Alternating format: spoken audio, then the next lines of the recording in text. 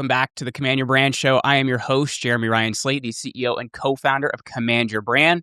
We help our clients to be heard on some of the biggest podcasts on the planet. You can grab our free brand authority analysis over at commandyourbrand.com/analysis. And guys, I'm very excited for the conversation that we're going to have today because we're going to talk about having a bigger life. We're going to talk about really making it go as an entrepreneur. And our guest today is Corrie George. So Corrie, thank you for hanging out with me today, sir. Hey, thanks, Jeremy. Thanks for having me, man. And I look forward to our conversations. Like I said, I was following you on Instagram and just everything on civilization, Roman Empire, kind of what's going on today. I think there's a lot of interesting conversations to be had. And of course, obviously, business, entrepreneurship, and making it in 2026. Well, it's kind of interesting because I feel like it's not really getting easier for entrepreneurs out there, honestly. It's requiring a lot more hard work than things used to require in the past. And that's why I think having the right data really is a big part of success. Yeah, and there's a lot of data out there right now. I mean, yeah. So for people that may not be familiar with you and what you do, Corrie, just tell us a little bit about who you are and what you do. Yeah, so I'm a business owner out of Canada. I just relocated to the United States, like 122,000 other Canadians that have relocated from Canada to the United States. I still have a house there, but we're focusing on our expansion now in the United States. So we have a business. We have 2 businesses in Canada. We're going to keep them running. We're going to keep them employing people. I employ about 240 people. Across Ontario and Quebec. That's not going anywhere, but my expansion focus now, I'm the chairman of 2 businesses. I'm not the CEO, so I'm not in the day-to-day, but my focus is expanding business into the U.S. now as well. So I'm a door-to-door salesman, college dropout, who, studied business, found the right mentors, and grew my companies to where they are today. Took my businesses through COVID. I've been through a pretty severe borderline terminal or chronic illness where I lost like 70 pounds in a month. I weighed like 110 pounds at my lowest. Oh my gosh. Yeah. So been through that. And yeah, I mean, I started my business out of my condo in 2017. Last year we did 46 million after being wiped down to zero in 2021 during COVID. Wow. So it's been a journey the last 8.5, 9 years. Well, I want to talk a little bit about your backstory first. So you started rebuilding a mini bike you earned through door-to-door sales. Yeah. I want to talk a little bit about that. What did that teach you about earning versus entitlement? Because I will say, so in my younger years, I know I don't look like I'm almost 40, but I'm a year away. And, oh, shit. Dude, give me that skin regimen, brother. I did newspapers from the time I was 11, started with a root of 80, and by the time I get up to 18, I had almost 400 customers. Okay. And I also sold personal training door to door. So I think there's a lot of value in kind of those door to door skills that you just can't teach people unless they've done it. Yeah. But I guess what did that teach you about earning, and what did it teach you about that versus entitlement? So my dad bought me a mini bike that was a 1971. It needed a piston. It needed a new gearbox. It had no carburetor on it. It was missing the exhaust. It was rusted out. And some of the other kids that I was growing up with, their parents just bought them like new ATVs and new dirt bikes and stuff. But my dad came home with this bike and he's like, all right, I got the bike. Everything else is on you. It doesn't run. The motor needs to be rebuilt. It needs a transmission, needs a carburetor, needs this, needs that, and it needs a full refurbish. It needs to be fully refurbished. So that's all on you. And your allowance of whatever it was, $3 a week, ain't going to cover it. I think it was $5 a week. So he's like, go figure it out. I'm like, well, what do I do? He's like, well, there's 90 houses on this street. Why don't you go talk to them? And that's what I did. So it taught me to work for money, for sure. I mean, I wish that he had taught me a little bit more about, don't just spend all your money on a toy, which I had to break a habit of. I didn't break that habit for a while. But it taught me to work, and it taught me, to communicate to get what I want. Like really to communicate to get what I want. So I started knocking on doors. I'm 11 years old at that point. I started shoveling. It was the winter time. It was right before winter when he got me the bike. So I started like shoveling driveways. And then in the spring, I started cutting grass at like 12. which is not even legal, I don't think. But I don't know. whatever. My parents had me doing it at like 10 or 11. So Yeah. Yeah. So I was like cutting grass, and I created flyers for contracts, and then I started selling people contracts to like cut their grass, charge extra for sweeping and trimming and all these things. So it just taught me to be, entrepreneurial for sure. But it also, showed me the value of money, But I guess when you look at that, then, kind of like looking at our modern world, I think that's actually something that's pretty severely missing.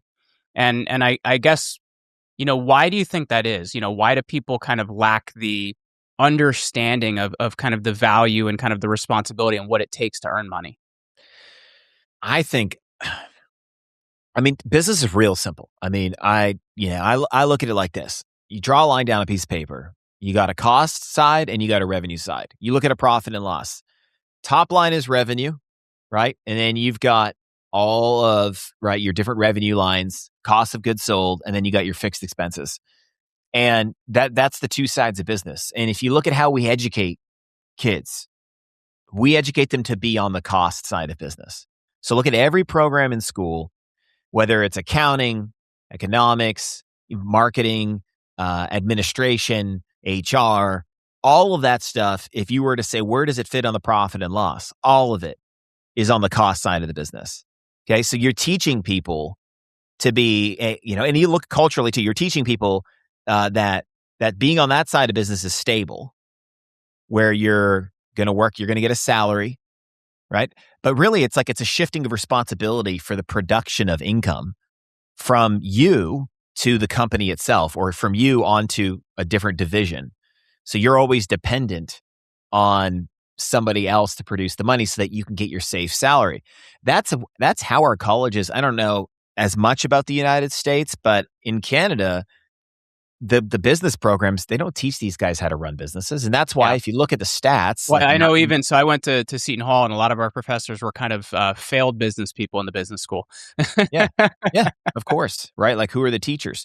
So I think that that it's a huge problem. And I also think that if you taught people sales, if you teach people how to communicate, how to put people at ease, if you teach them sales, you teach them the understanding of, understanding what are people's buying motives, what are people's concerns, how to get someone actually in communication with you, so that, they've always got what's going on in their head. How do you actually confront that and bring it up? And, the elephant in the room, how do you bring the elephant in the room up and then have a conversation so the customer's not like tense or apprehensive?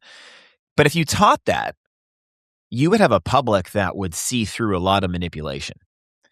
So if you teach sales, if you teach a lot of this marketing and PR technology, people will see through the media. They would see through journalists. They would see through the manipulation. And I think there's been a motive to not teach it, to be real. Interesting. Yeah, that's my viewpoint. Well, it's also kind of the way that the system's set up as well. Like if you look at, as a new business, if you're trying to get funding, it's actually very hard for a new business to get funding because they want to see your W-2s and they want to see a lot of these other things that when somebody's starting a business and they're trying to go all in, they're not going to have those things. But if you want to get a student loan, that's extremely easy to get and you're going to have it forever.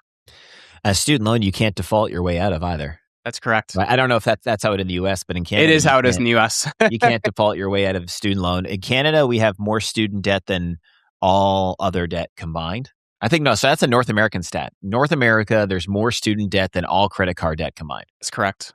So all consumer debt compared to student debt. And student debt, the majority of it is held from 18 to 35-year-olds. So you have like one generation or two generations, our demographic, carrying more debt than everybody else. So yeah, I just don't think we're teaching the real things in business school. Look at the stats too, right? The stats show you 9 out of 10 businesses fail in the first 5 years, right? And that's not like a cliche. Like, that's the statistic. It's between wherever you get the stats, either high 80s or low 90% fail in the first 5 years. So doesn't that show you that the training system for education is broken for that particular field? Because if 9 out of 10 airplanes fell out of the sky, you probably wouldn't get in one. And you would then look at the aviation school and say, what's wrong with the aviation schools that 9 out of 10 pilots crash and burn? So I guess let me ask you then, because I know with what you guys are building at Yesa, you're actually focusing on non-traditional education paths, and I think this is kind of a good spot for us to talk about that. Why are you focusing on that in terms of how you're kind of building your team? So yeah, so Yesa is a trade school for sales. So that's what we did. So we took a typical model of volume sales positions. I go and acquire a large territory to sell a product or service from a corporation that can actually deliver volume. And most companies fill those positions with entry-level people. They hire anybody with a pulse, and that's who fills those positions. But if you put somebody skilled in those positions, they're $100,000 to $200,000, $250,000 a year job if you could put somebody competent and trained in them, right? But nobody applies for those positions. So I saw a void. I saw like an empty space there. And I looked at our education system in Canada because I was at a college where this kind of dawned on me. I was at a college.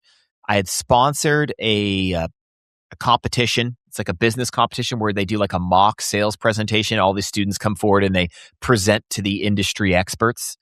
I don't know if you guys do that down here, but basically a bunch of industry experts show up and we're looking to recruit for our company. I was working for a $4 billion construction company in Vancouver, British Columbia. And we sponsored this college event where they would come and they would present a product or service and they would do a sales pitch. And I watched like student after student after student come up and speak and do like a sales pitch. And it was terrible. And this was a technical institute, a very respected with the best marketing and entrepreneurship and sales program in the country. Okay. So this is not like a nothing school. And I'm watching these guys present and girls present, and it's horrendous. And I'm like, okay, sales guys who have been with me 6 months will clobber these guys, clobber them. And they've only been with me 6 months. And this school has had these kids for 2 years. It was the end of their 2-year program. And I'm like, okay, great. So isn't that a problem? So I'm like, great, I'm going to build my education program and I'm going to attach it to a practicum, because every other real trade, every other real skill has a practicum. You want to become a welder, or you want to become an electrician, or you want to become an engineer. There's a practicum. There's a doingness in a particular field. But for business, what's the doingness? Like, you see a guy's got an MBA. Does that mean he knows how to run a business? Like, when you look, if you're hiring somebody, the U.S. government hires the most MBAs in the country. So there you go. Yeah, how's that going? Right? How's that going? So, if you look at it, the result is an indicator. It's like, are these guys actually successful in their field? And the answer is no, because when you see, Bachelor of Business or Masters in Business, it doesn't mean anything to the employer. Like, oh, this guy knows how to run a company. This guy knows how to run a profit and loss. I can give this guy a business. No, because what do they say? Oh, he has no experience. That's what they say, right? He has no experience. So a real education would combine both. And education doesn't work when it's all theory anyway, right? So it's all theory for 4 years. And, oh, no, I did some group projects. Okay, great. What percentage, and how realistic is a group project? Who wrote the actual project itself? Like, what are its outcomes? So what we decided to do is, great. Our guys are going to study. They're going to do a week or two in class. That's fine. And we're going to do a whole bunch of drills with these guys. We teach these kids how to speak. We teach them public speaking.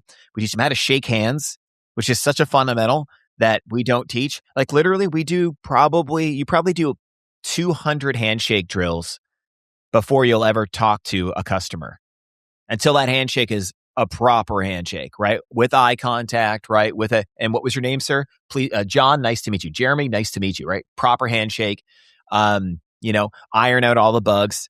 We teach these guys how to do a basic pitch, how to put the customer at ease, and how to read the customer right away. Because there's no point in teaching this kid a script if the customer's like, right? Like, if he's not reading the room, if he's not reading the customer, like, dude, that's an extremely good point, by the way, because right? I don't think a lot of people are very good at reading people. I did a keynote for a group last night, and I was the last speaker at this event. and I'm reading the room, and I looked at the notes I had ready to go for this talk, and I'm like, oh, this is not going to go over well. Yeah. So I kind of just on the fly redid the whole thing, because you have to make sure that your communication actually matches to who's in front of you. Yeah. Dude, that's it, right? And how many of these sales companies, and I'm kind of disenfranchised with the self-improvement world, by the way. I did Yeah. all of it, dude. I did every workshop you can think of. And these sales trainers online, it blows my mind. And they're teaching slick one-liners and what to say. It's like, dude, teach the guy how to pay attention. Teach the guy how to read the customer, how to interrupt his own pitch, right? How to cut it short. Teach that sales rep how to throw himself off the porch or get off the phone before the customer kicks him off the phone. To at least, because then you teach him how to be real. So we teach all this stuff. And then we do 90 minutes a day. Once the guy's through the basic onboarding, it's first, 7-8 days in class. Then it's shadowing for 2 weeks plus in class. It's like 2 hours in class, 6 hours in the field. Then it goes down to about 90 minutes in class, online and in person with drills, all sorts of different drills, and theory mixed together. And then they do 7 hours in the field every day. And they get paid.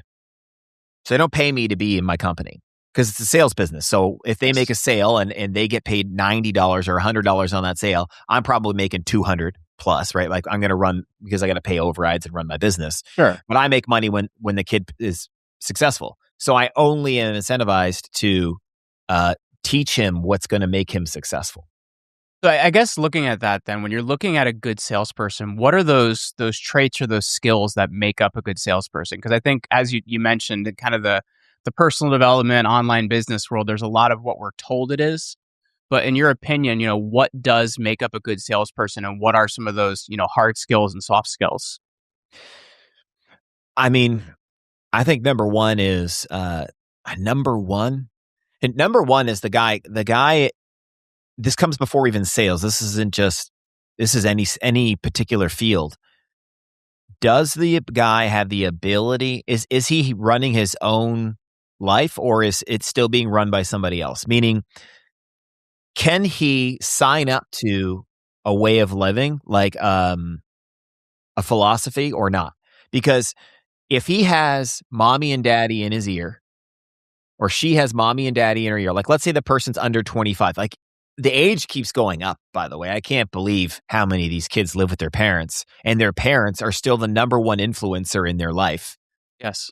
I can't work with somebody who has another advisor as their number one for their career. So that's number one. Like, there's no point in me teaching this guy the value of discipline, the value of practice, the value of stick and stay, right? The learning skills increment by increment, putting in the work. If mommy is telling him he needs to go back to college because mommy has a government job and mommy believes that going to college is the safest thing for him to do, or for her to do, there's no point in me. If I can't get the guy to be his own person, or get the girl to be her own person and make a choice as to who her mentor or who her advisor is going to be for this particular field. Like if she was learning a sport, great, you pick a coach, you pick a trainer.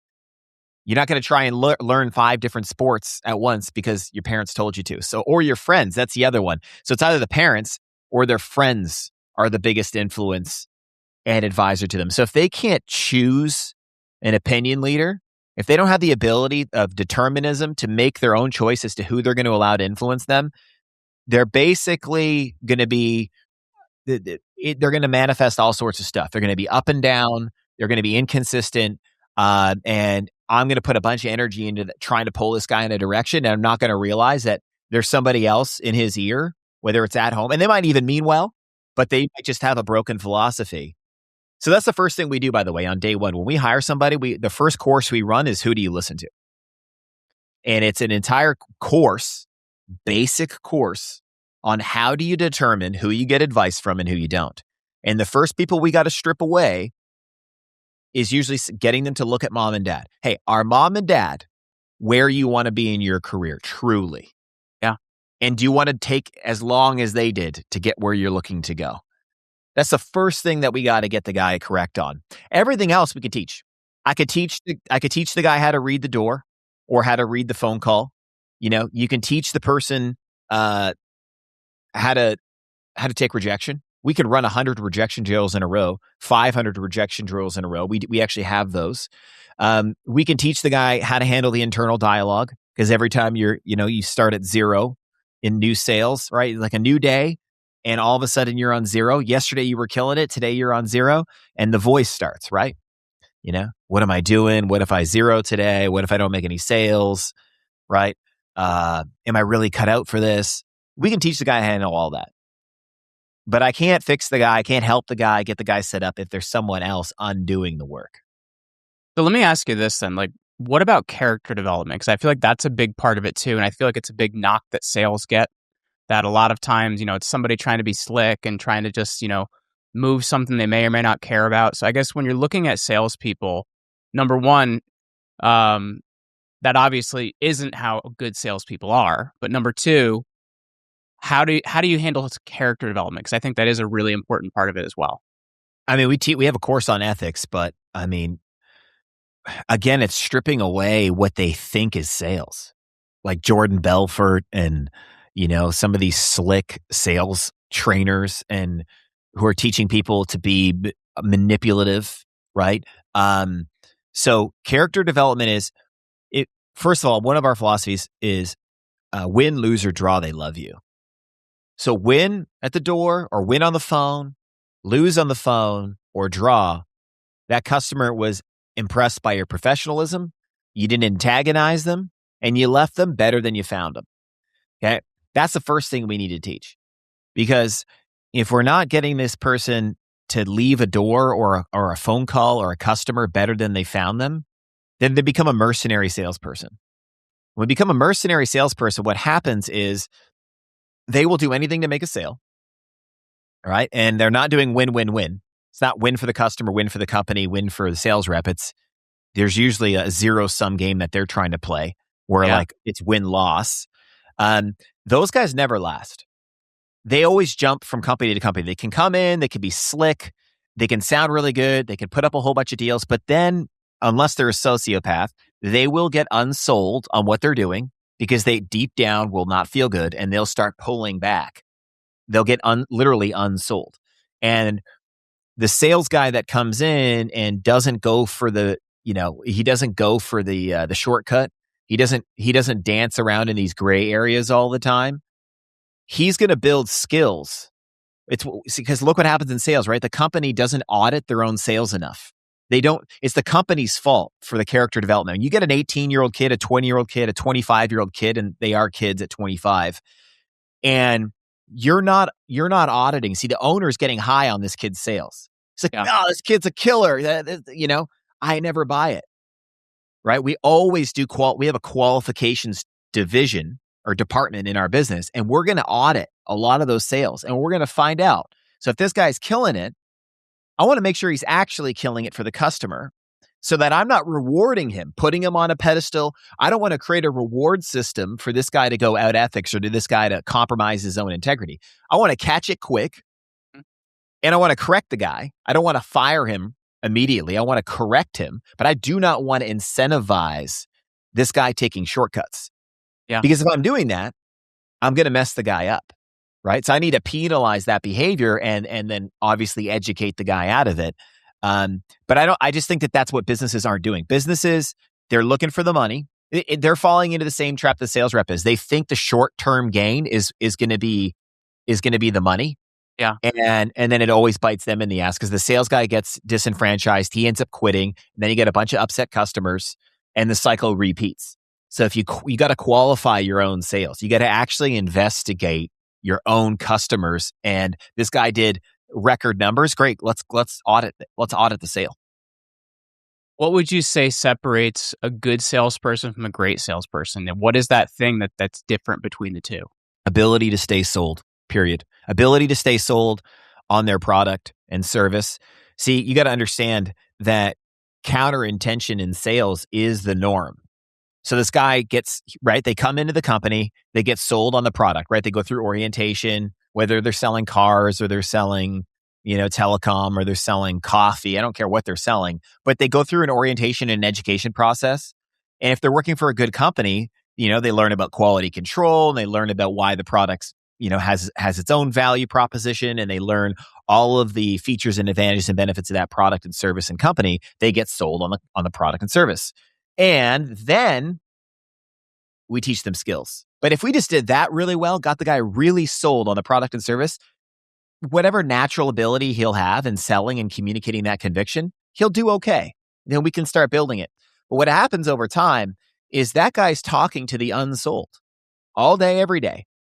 That's his job. Unless he's in inside sales, continually talking to existing customers. If he's an outbound salesperson, or he's a new account rep or an SDR or whatever you call them, he talks to the unsold every day. So he hears everybody's reasons why they're not with that company. He hears everybody's reasons not for buying. He hears all of their objections. He hears all of their complaints. And that's what that sales rep listens to constantly, right? Now, companies need to build a system to counteract that slow. It's a pernicious effect. It's slow and creeping, where that sales rep eventually becomes unsold. That's normal. But if you have a good salesperson, okay, yeah, he can be slick and have really good skills and objection handling and closing skills, and but if you have a good salesperson who knows how to stay sold on their product, meaning they revisit their product and service, they follow up with their customers, right? They keep their delivery promises in. That guy will produce a long time. You'll have him long enough to make him good, right? And that's the differentiator, in my opinion. The sales guys who get unsold easily, I don't care how slick he is. Yeah, he could have a monster month, right? He could make $30,000 a month for himself. I have that happen all the time in our organization. Kid comes in, kills it, makes $25K in a month, $30K in a month. 6 months later, he's bored. Oh yeah, see, he doesn't even know why he's bored. He got unsold somewhere. Somebody said something to him. Somebody said something. How does someone, I guess, because obviously you have a way your organization does it, but people listening, they might not be connected with you yet. How does someone handle for themselves when they feel like that in that situation? Like what do they do to resell themselves? So, I mean, what I do is I visit the service department or whatever that is, service or delivery. I call my sold customers and do a check on my product and service, and I make sure that they're happy. I review my literature on my product and service. I speak to ownership and leadership. This is a business responsibility too. The business has a responsibility to keep the salesperson, that sales team sold on the product and service. That means visiting success stories, visiting testimonials. So the sales rep can do this on his own. Visiting the success stories, visiting the testimonials of successful customers, visiting the features, advantages, and benefits again, right?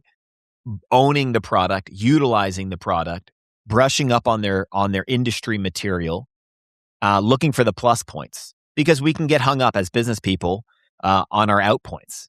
And you got to be looking at the plus points. The customer is going to point out, or the prospects are going to point out the out points on a regular basis. Yeah. So you have to be visiting the plus points on a continuous basis and know that it's a phenomena to get unsold. The thing is, the thing you're thinking with becomes affected, right? So it's a bit of a trap, right? It's a bit of a trap because the analytical part of your mind is getting unsold, but you have to remember that and be like, okay, this is normal. This is normal. By the way, we own two companies right now. We owned Grant Cardone. I was Grant Cardone's president of sales for Canada for 6.5 years. And so I've had multiple salespeople who were selling Cardone be like, oh, I want to go sell for the other division and sell the other products and services because I love the company, but I just I'm really unsold on this product. And then the people selling our telecom product were like, hey, listen, I really just want to go sell Grant Cardone products and services because I'm just unsold on our telecom product. I'm like, of course. Avoiding the actual problem, right? Like kind of course. Running off to somewhere else. Yeah, because they don't hear all the objections about the other product because they don't sell the other product. So that's where the grass is greener on the other side thing always comes in, right? The guy's always gonna, or relationships too, right? Like they say, you're with your wife and they say, it wears off or the spark wears off, or whatever. It's like, dude, like any girl you see on the internet, on Instagram, okay, let's see her, after the makeup's off, after you've been together for 2 years, before she's, had her coffee in the morning. Like, you're going to see that Instagram person eventually fully, Yes. without all the glamour and the veneer. That's the job too. The moment you start selling the product and service, you're going to learn about all the problems of your product and service. And that's just business. You have to be willing to get over that. So that's what would differentiate a good salesperson is they have the maturity to recognize that getting unsold is normal. Every product and service has its problems, and to keep focusing on the plus points of your product and service and do the work. Read the material again, read the literature again, review the customer testimonials. They have to have that discipline.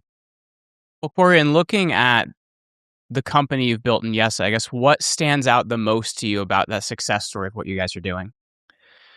We invest more in training and development. We obsess with rep experience. So I treat our salespeople like customers. That's my idea. Like that's been my ideology is I treat my sales reps the way I want my sales reps to treat my customers.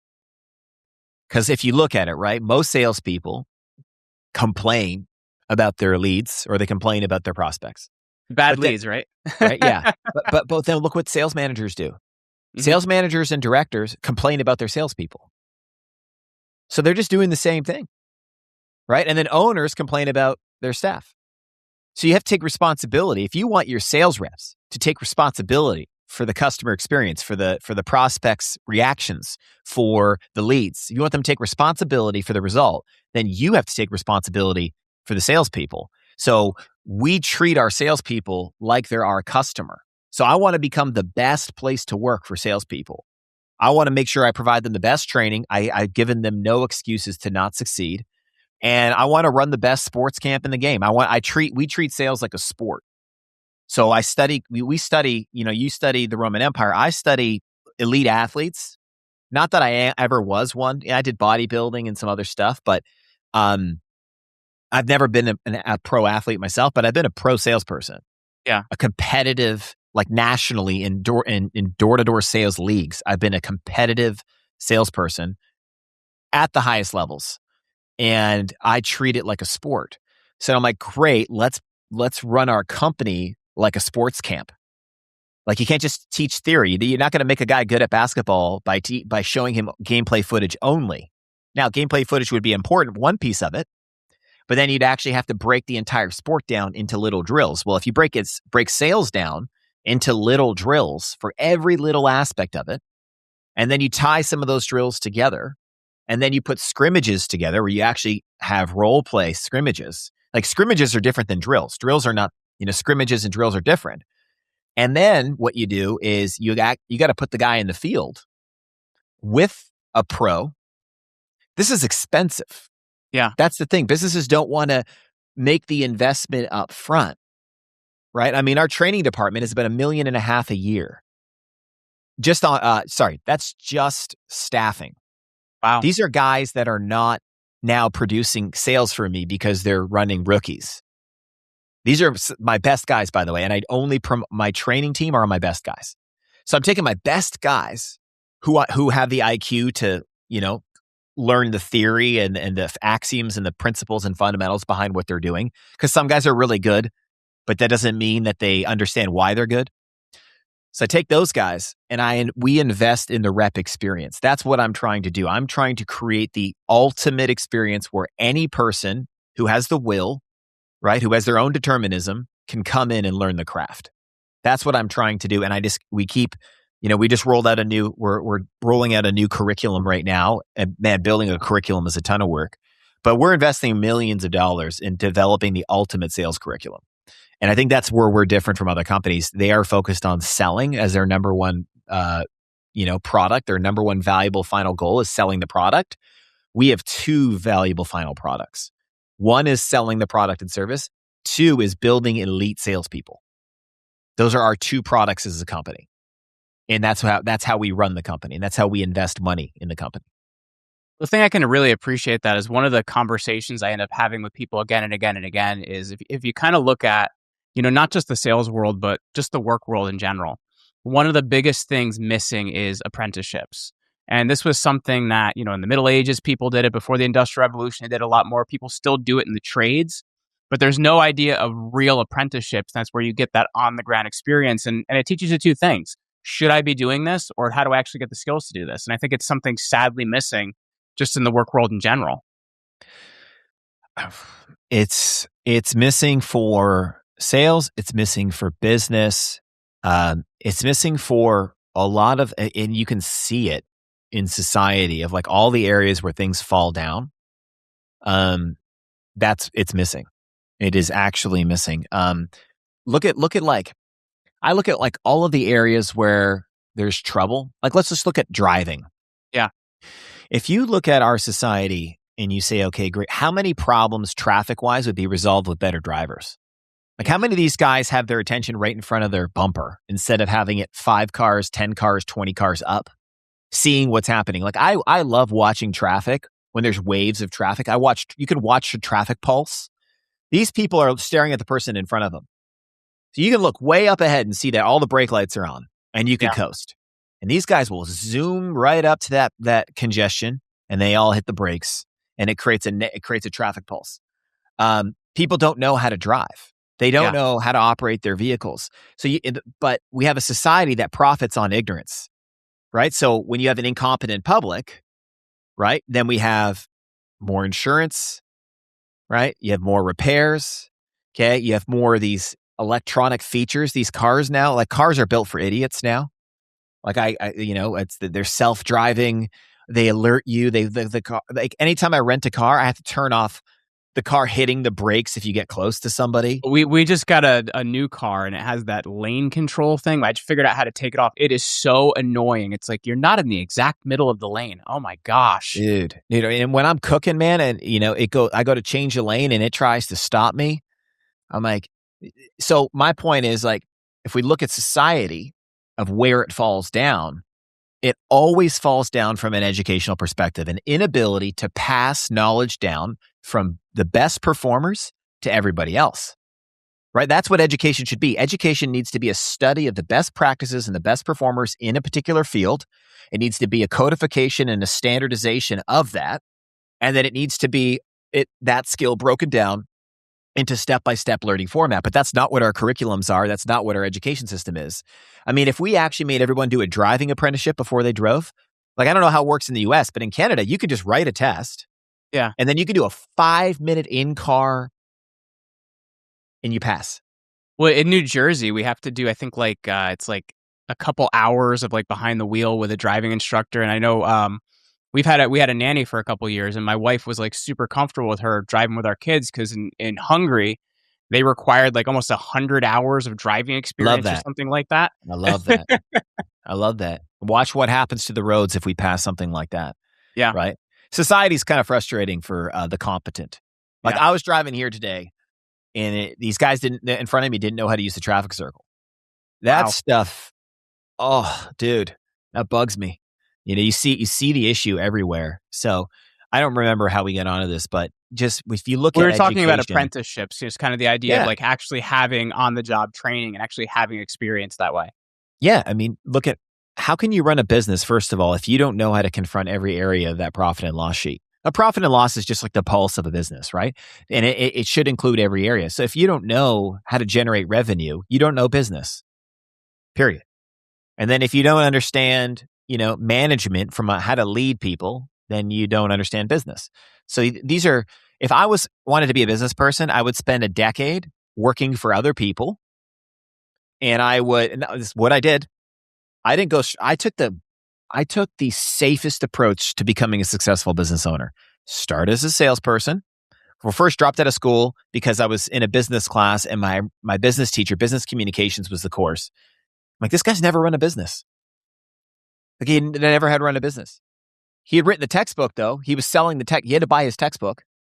I don't know if you guys got that thing going on where the professor writes the textbook and then you have to buy his textbook. They write a new version every year. And they write a new version, so you can't buy it from somebody else. That's right.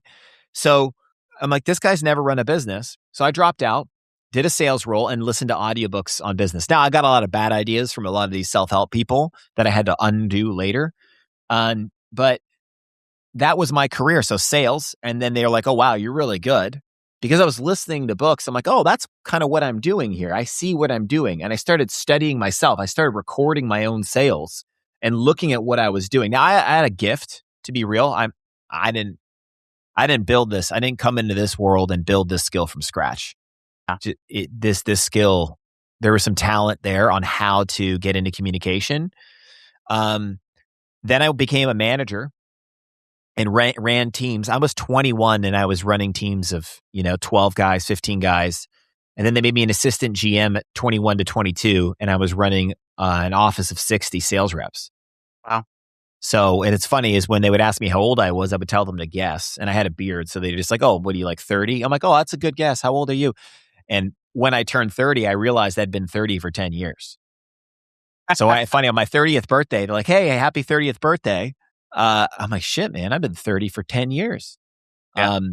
But, I did the safest approach possible. Sales manager, and I studied on management. I took extra money and I went and took courses and studied real sales managers and studied real guys who had run real sales businesses. And then from there, I became a trainer and then did that role. And then from there, became a director and did that role. And that was in corporate. I went and worked at a corporation and was the director in a sales organization and slowly put all these skills together. I did sales recruitment. And then by the time I was 27, I'm like, okay, I've got 150K put away. I've got this, I got that. I'm going to start my own business. And I'm just going to do sales though. I'm not going to sell my own product because I don't know delivery yet. Mm-hmm. The thing, I didn't know delivery. I knew sales. So I'm like, great, I'll start a sales company. And I didn't know finance that well, but my partner did. So I'm like, perfect. You do finance. I'm going to run the company, but you're going to do the finance piece. Him and I agreed. We're still in business today. But it worked because all I focused on was what I had known, which is how to recruit, how to train, and how to run a sales team. And we sold someone else's product. And then the next step was, okay, great. Now we're going to grow the company. I'm going to focus on selling this other product that's more, it's more volume. And we learned that skill of running, instead of running a team of 10, running a team of 100, learn that skill. And then now I'm like, okay, I'm tired of selling other people's products.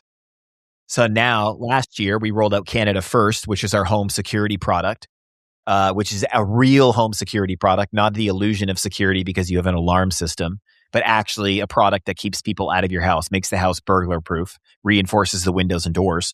And then we confronted that. I'm like, great, now we've mastered the sales game. Now we're going to learn how to do delivery. So I did like increment by increment by increment by increment by increment of more difficulty, adding in one new thing. And I think a lot of business people go and start a business and they're confronting everything for the first time. Yes. And it's like, dude, like I worked for other people for 11 years, 10 years, and I studied that whole time. I didn't party. Like I quit partying when I was 20 years old. I quit hard drugs, quit drinking. And by the way, at 20, I was addicted to drugs. I've been arrested 3 times. So it's not like I was in good shape, and I ended up living in a warehouse for 8 months. Oh my gosh. So I started below where most people should start. But from 20 to 27, 28, I just worked and studied. I took little vacations to recharge, but like nothing glamorous. I play with my cars a little bit. I'm a bit of a car guy, but not much. I gave up the cars actually from 22 to 27. So I didn't buy any fancy muscle cars or anything. I just worked and studied, and I did it in 8 years.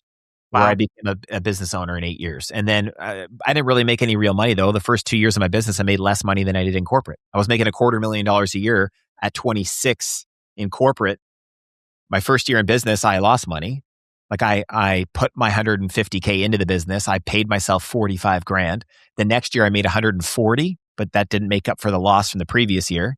I didn't start making money till like 3 for myself, more than I made in corporate till like 5 years into the business. So, but people aren't willing to go through that. Yes.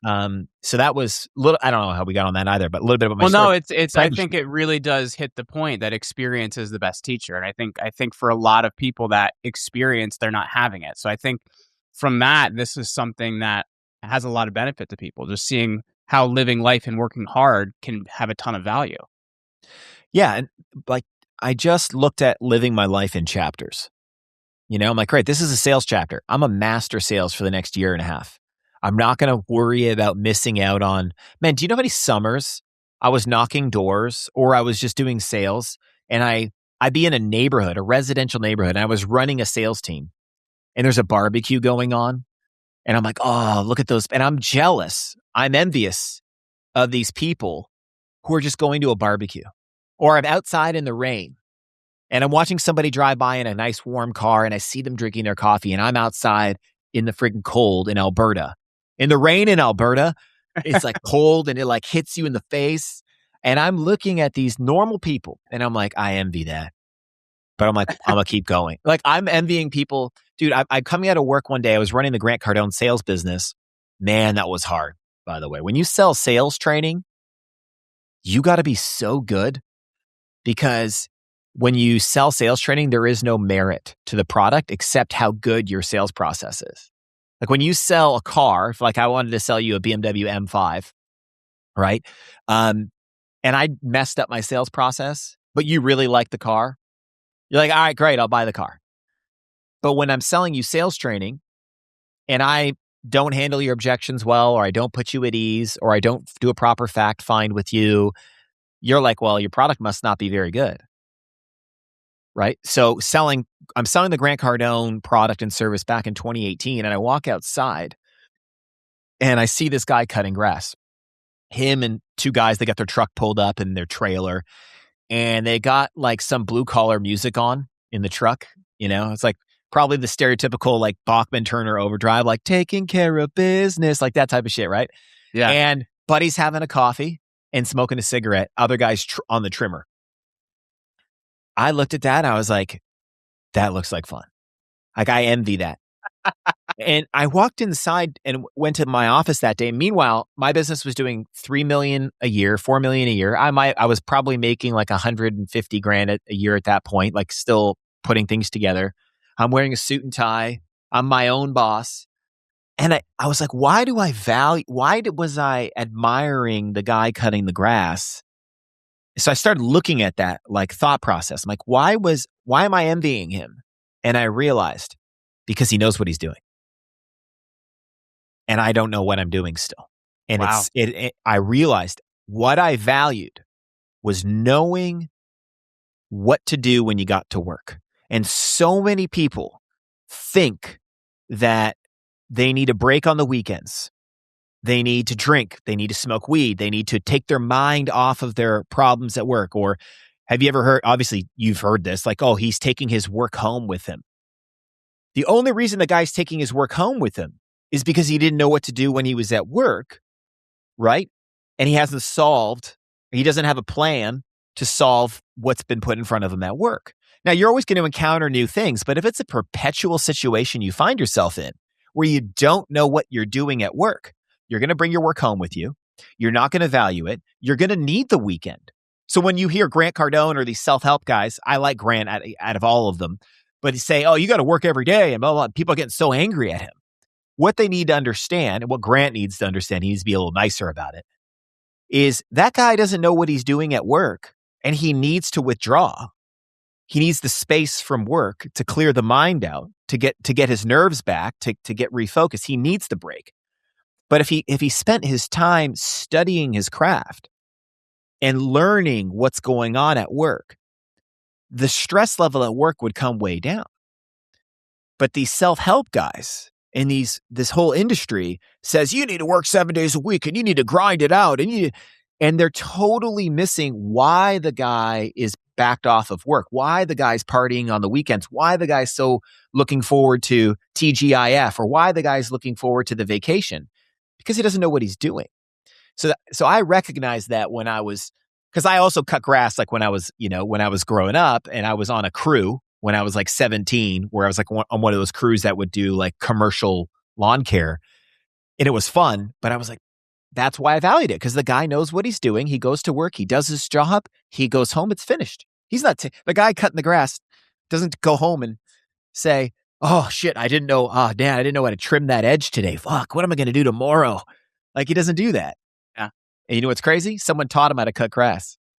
Yeah. He didn't read a book about it. Probably someone taught him. He got mentored. He did an apprenticeship, right? And that's why it works. Yeah. Well, Corey, I've really enjoyed this conversation, man. Yeah.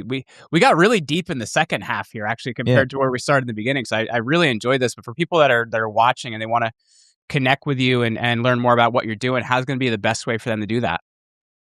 You can follow me on social media for sure. It's Corrie George official. So Corrie spelled like a girl, Corrie, and then George, George.